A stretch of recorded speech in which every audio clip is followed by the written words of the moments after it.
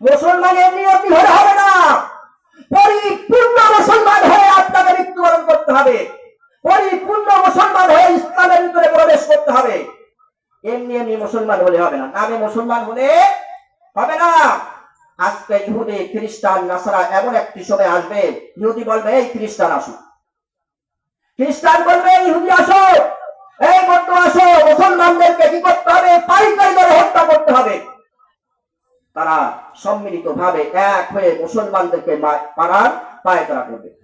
কিন্তু দুঃখের বিষয় সত্যবাদ, আর আমার নবীকে নিয়ে কটূক্তি করা হয়, আমার নবীকে নিয়ে ব্যঙ্গচিত্র আঁকা হয়, আজকে ইসলামের বিপক্ষে কথা বলা হয়, কোরআনের বিপক্ষে কথা বলা হয়, আজকে রাসূলকে নিয়ে বিভিন্ন ভাবে কটূক্তি করা হয়।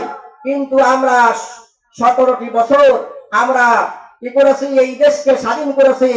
আমার রাসূলের এত অবমাননা হয়েছে, আমার রাসূলের বিপক্ষে এত কথা হয়েছে, ইসলামের বিপক্ষে এত কথা হয়েছে। দুঃখের বিষয় হলো সত্য, আজকে যারা 313 জন পার্লামেন্টে বসা ছিল, তারা একটা কথা আজকে ইসলামের পক্ষে কথা বলে নাই। এরা কি মুসলমান না? মুসলমান ছিল না?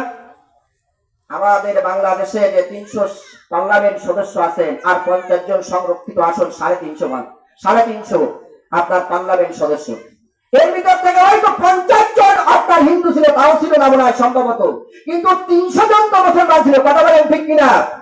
আপনি আমলিগ করেন কোনো সমস্যা নাই, আপনি বিএনপি করেন কোনো সমস্যা নাই, জাতীয় পার্টি করেন কোনো সমস্যা নাই, আপনি জামাত ইসলাম করেন কোনো সমস্যা নাই, আপনি হিফাজ ইসলাম করেন, আপনি চরমনাই করেন কোনো সমস্যা নাই। কিন্তু আপনার দল থেকে যদি ইসলামের বিপক্ষে কথা হয়, আপনার কোরআনের বিপক্ষে যদি কথা হয়, কোরআনের আপনার অবমাননা করা হয়, রাসূলকে নিয়ে কটূক্তি করা হয়,